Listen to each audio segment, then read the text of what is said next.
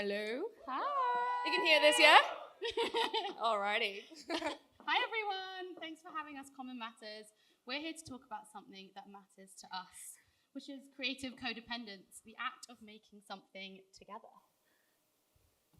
Specifically, why writers and designers need each other and really shouldn't be doing this creative act without each other. Because we are a writer and a designer. I'm Fia, a copy director and freelance writer, and until recently, I headed up the writing team at Ragged Edge, and this is Jess. I'm Jess. I'm one of the creative directors at Ragged Edge. And before Ragged Edge, I was a designer who didn't really work with writers, and then I came to Ragged Edge, and now I'm one of those directors that constantly is trying to get people to, trying to get writers and designers to work together to fulfill the potential of the brief. So that's me. Exactly, and this talk really is about us, but it's also in support of collaboration in general. We truly believe in bringing minds together, not just using one discipline to solve a problem, but many. So yeah, here we are. We signed up to this talk when I still worked at Ragged Edge, and Jess was not 6 months pregnant. No. But we stand by our beliefs. I conceived immediately after. Thank you, Craft. Thank you. This is Meet Cute here at Ragged Edge. I worked there for a few years until Jess came along, and in our first week together, we made a brand, and we've been besties ever since. And also, shout out to Max, because actually 7 months ago when we were here, Max was actually the one who kind of convinced Daisy to get us on stage. And so really appreciate that. But also, he is the reason why Ragged Edge is so into the marriage of writers and designers. Just moving that way. So like I said, we love each other. Yes. Here is the evidence. I know. We're so cute. We do get to work. We do get to work. Yeah, we do get to work. This is about writing and design. And shout out to our firstborn son, Jorge. He's on the right, and he designed these beautiful stickers that you all have in your packs. But anyway, this talk is much more about our work than it is about us. And here is some of the work that we've made together alongside the team at Ragged Edge.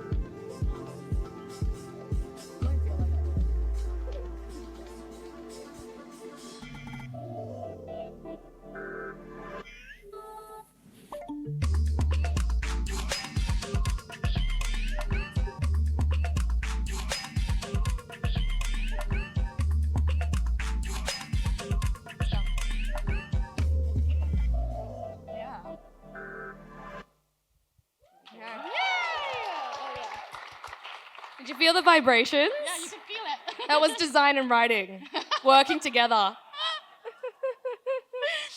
Okay, so in branding, we often treat writing and design like roommates that co-share a space. Branding agencies are lucky if they even have a full-time writer, and if they do, that writer is often pushed to the corner. Writers are physically often sat on another table or even relegated to the start or the end of the process. Designers are overwhelmed by the amount they need to do and get done, but our work is evidence that when we treat writing and design like a relationship, a conversation, a team, a marriage, it's so much better for business. Because writing makes design more meaningful, design makes writing more viable, working together makes your ideas stronger, therefore more likely to make your project more successful, therefore more likely to make you and your client more money, which is obviously the goal of all of our lives. Cap. I need that cap. Yeah, pause for effect. But what do you mean, I hear you ask? If you really want to make your work make a difference, and I don't mean that in a lofty existential way, I just mean, there's only so many hours in a day and you want to make them count. Your brand needs meaning. It needs to kind of expand some sort of understanding, or else what's the point of it? All right, here's class. I'm going to teach you a few things. So this is a really good example of design and writing working together. Porter Rocha, absolute legends. This is that very famous Nike Run campaign. Toenails are for losers. Fancy another half. Remember why the hell you signed up for this. Very topical with the London Marathon just happening. Basically, the writing is doing all the work to convey that you just need a lot of perseverance and grit to be a writer, to be a runner and a writer in the city, right? However, the design is really just like getting out of the way. Of course there is design, and that probably took a lot of work to just get to this level of reductive, but the level of restraint and like even the use of scale and color, all of that stuff was intentional and it's just perfectly pitched. But what if it wasn't? So this example is a case in point of a very easy temptation for us designers to make, right? You kind of mindlessly drop in some copy, delete the Lorem Ipsum, put in that, and then you kind of find a adjacent image that sort of like ties into the topic of the matter, and then that's kind of it. But the thing is, it's kind of missed the point. It's missed the beat that it was trying to hit. And that's why design and writing really need to work together, or else it falls flat. And what if you came up with a wonderful product? We've recently seen this wonderful brand by Twice Shy, big fans, called Underbug. Underbug makes these beautiful sanctuaries for ladybugs, really niche, right? So most people wouldn't care. So you kind of need ideas, words, and design to actually give it meaning.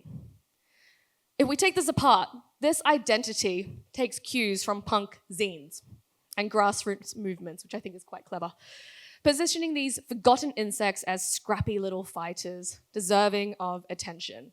Now that's interesting. That's got your attention. They use design to create a psychological shortcut to empathy, and ultimately people will care about an insect that feels mischievous or determined rather than purely biological, right? So when copy and design collaborate, they ultimately split the labor. They share the load, and they do what one without the other can't achieve otherwise. Image handles emotion, copy handles provocation. Copy prompts a design, design helps the penny drop. And ta-da, you've got meaning. Meaning created faster, more efficiently. Time is money, but also meaning is what makes influences become solid things. It influences opinions, changes minds, and ultimately it creates memorability. I also hear you say how. Good news is, like any good relationship, ours has rules. And these are them. Number 1, get on the same page. Number 2, start and finish together. Number 3, speak their love language. 4, fix each other. And 5, keep the spark alive. So many rules. So to walk you through our rules, we'll be using a brand that we worked on together called Tabby. It's an app based in KSA that lets you pay in full and do other fab things with your money. They came to us at an inflection point in their business. They wanted to level up from this pay in full tool to a whole money management app. So our first rule, get on the same page. And we mean both spiritually and physically. A good couple believe in the same thing, and so do good creative teams. Luckily for us, there's a strategy. A solid strategy keeps you tracking all in the same direction. It's where good ideas are born and can also grow. But also physically. If you can't be in the same room, be on the same Figma. Seamless collaboration pushes you to feed off each other, to build on each other's ideas, not accidentally spend 2 days apart and come together realizing you've done completely different things. Writers, I promise it's not that hard to learn. Get the fonts and have some fun. Did you feel that vibration? It's Figma. It's Figma. Number 2, start and finish together. We did intentionally try to make these a little sexy. After strategy, designers and writers should begin together. Don't just start with design references. Don't just start with tone principles, even though it's so tempting. Start with something that you both can do. Come up with ideas. We're all just thinkers. We're all just creators, right? These lines are imaginary. That way, the design and the writing that follows can come from the same place. Here's a little portrait of the There team. Shout out to Dom. And of course, Tom Bacon, we always call him by his full name. Abby, Sean, Lex. This was the team for Tabby. And you can see that we all had our little partitions. And so there was a bit of psychological safety going into your own page. But then everyone was able to fluidly and see each other's work, comment on each other's work, and feed into it. But more about the actual work itself. What we did was we engaged in all of these customer interviews, and we found this. I think it feels obvious to us, but it's not always obvious that this is the main point of what they're trying to fix, was that essentially that people are money avoidant. And what this means is it's when you're afraid of this looming figure that is your dwindling finance situation, you're not going to engage with it, right? And so people weren't in control of their money because they weren't looking at their money. And this was the thing that we needed to get design and writing to come together and resolve. So we needed a power shift. We needed to flip the switch, and we called this change in dynamic a power shift. And like every concept that we do together, we start it with a story. So money is currently an inflated presence in our lives. It looms over us, butting in at the wrong moments, filling us with fear, shame, and uncertainty. The worst part, we don't even question it. But money's time has come. It's time for us to reclaim control, to call the shots, to finally manage money the way we want. It's time to show money who's boss. So we started breathing life into the bones of the idea, show money who's boss, and this concept was born. And so, the designers and the writers and the client partnerships people, we all got around a table and we all started rubbing our heads together. And we thought of a few ideas of how we could bring this to life. And notice that there are no design references still. We really wanted to come at it with just gettable ideas that the normal person was going to get. And so we had these three. And these didn't come from a single designer or writer. They came from us all spitballing around a table in the Figma place, the board, the Figma board. But any of these could have been right. And ultimately, the idea you commit to is the right idea, right? So we just knew we had to pick a lane for the purposes of this concept thing. And also, we didn't have many days, so we really had to make a decision fast. And so the first thing we did was we narrowed in on Tame the Beast. But also, this was influenced by some of the writing that we started seeing in the boards. Fia wrote this line. But it didn't feel like copy. You tamed the beast, and now it's a kitten. That's such a weird line if you really think of it. It doesn't feel like it's trying to be a brand. It's just trying to say what it's trying to say. And so the designers, we all got together, quickly popped this together just to imply potential. And, we just made sure that, Tabby's a cat, right? So we wanted to bring this Tame the Beast idea to life with this app tile that represents a kitten, even though everyone thought it was a seal. And I didn't realize that until after we presented it. The blue probably didn't help. No, the blue didn't help. But essentially, we wanted this cat to look cute, tame, approachable, much like what your money would feel like once you use Tabby.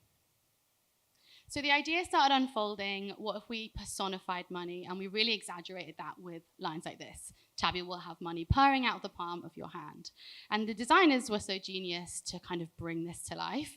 A designer showed Tabby in the palm of someone's hand, making the idea not just relevant to the concept, but also to the product. And we were really showing money who's boss. Because design and writing in this instance just did enough to convey the idea. The client got it, the clarity led to this route being the one taken forward, and that's the beauty of writing and design starting and finishing together. Which brings us on to our next point, which is speak their love language. We're obviously trained in different disciplines. We speak different languages, and that's okay. What we need to do is get good at interpreting each other.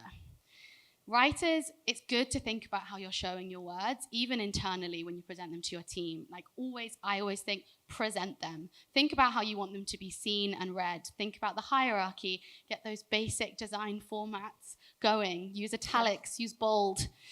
Even just signal where this copy line should live. It really helps something like this become this. And designers, take liberties. When presented with this, money hates to see you coming, turn it into this. Don't just see it as a line.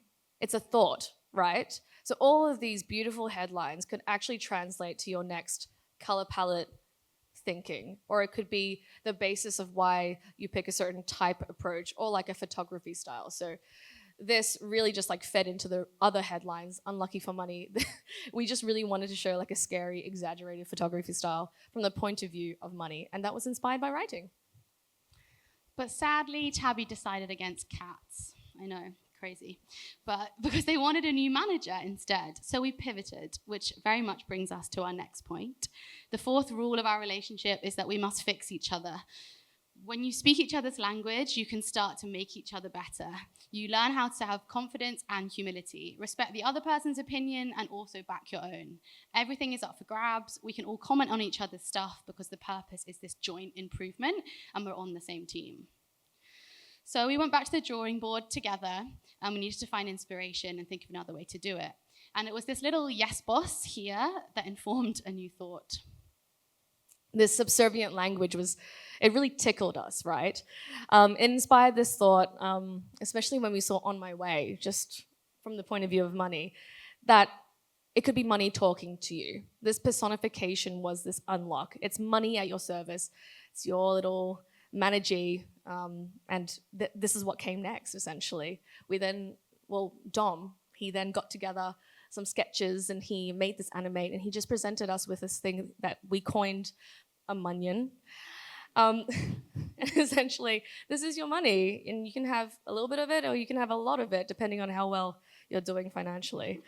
But really, it was about visualizing the thing, because that's the only way you're going to get over being afraid of it, right? And also, it's kind of cute. These lines made us laugh, genuinely. Money comes running, Tabby makes money, eager to please. And we started riffing again, like in the Figma and also around the table, about what these munion, the character that they actually had, and what we landed on when we started seeing this all come together. We got really excited, right? The copy and these munions all like feverishly running towards you. All they really want to do is to like actually fulfill your commands. And so even just like giving that character to the money was already making it a lot less daunting. It's no longer money being this huge thing, like stepping on your neck, but actually it was just like, they're like these tiny little things just running at your feet. It's a lot less scary. Totally. And something like this line inspired applications that would bring the concept to life. We wanted to figure out a way that the design could quite literally respond to the writing. So we created a tool that could generate different formations for your munions to fall into. I know. So they could quite literally answer to the copy. And we could do this in lots of different ways, especially with a money app. So the designers, we started thinking of how we can like functionally start bringing these munions to life. And you know, when you're like a kid and you're like, mom or dad hopefully is trying to teach you about concepts financially, they get the Skittles out or like coins, and they start moving things around. They start teaching you addition and subtraction. These are like basic financial concepts that then we can use these munions and the copy to work together to actually like display in these applications. And with that understanding, you're going to feel a lot less daunted by your money. And our final point, keep the spark alive, essential to any relationship. You don't have to hold hands with your designer if you don't want to. But it's always better to, though, isn't it? You can rub their belly. But it does help to have a relationship that goes beyond the transactional. Try a bit of small talk. You never know, you might have something in common. A lot of the time when Jess and I work together, we are really just trying to make each other laugh. We're having fun, and ideas come in abundance when you work this way. I feel like you can really see it come to life through all of these concepts. So our little guys just messing about, money showing them who's boss. We had a lot of fun, and we brought it to life in so many different ways that we wanted them, like I said, to completely respond to this copy. So payment hanging over you, automate it, there they are. Big purchase bringing you down, split it up. Need to stop a subscription, make it wait. We had them flying to follow you and leaning on a piece of cake. And eventually even just like getting into a hole. I think this was a sinking fund. It was a sinking fund. Okay. Yep. And there you have it. 5 relationship rules that you can take to your personal lives or your professional lives. I'll just say them again. You got to be on the same page. You got to start and finish together. You got to speak their love language. You got to fix each other. Toxic in any other situation. And finally, you got to keep the spark alive. Like any relationship, it's give and take. And it's going to be hard. It's going to be awkward. You got to compromise sometimes.